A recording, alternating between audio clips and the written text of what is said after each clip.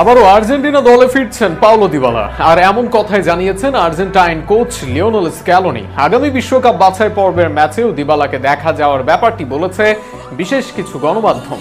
তবে আবারও জাতীয় দলে দেখা যাবে আর্জেন্টাইন মিডফিল্ডের জাদুকর দিবালাকে। গত সিজনে রোমার হয়ে 26 গোলে রাখেন অবদান। 39 ম্যাচে 26 গোল, খেলতে পারেন অ্যাটাকিং মিডফিল্ড থেকে আক্রমণ ভাগের নানা পজিশনে। তবে এরপরও দলের বাইরে ছিলেন দিবালা।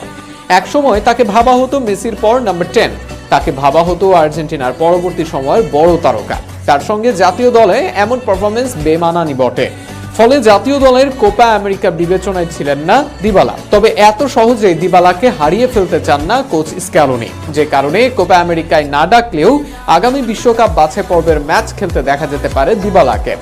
আর্জেন্টাইন ফার্নান্ডো কজ নামক গণমাধ্যমের বরাত দিয়ে জানানো হয় এই খবর। তাতে জানানো হয় দিবালার সঙ্গে কথা বলেছেন আর্জেন্টাইন কোচ লিওনেল স্ক্যালোনি। আগামী বিশ্বকাপ বাছাই পর্বের ম্যাচে তাকে ডাকতে পারেন কোচ।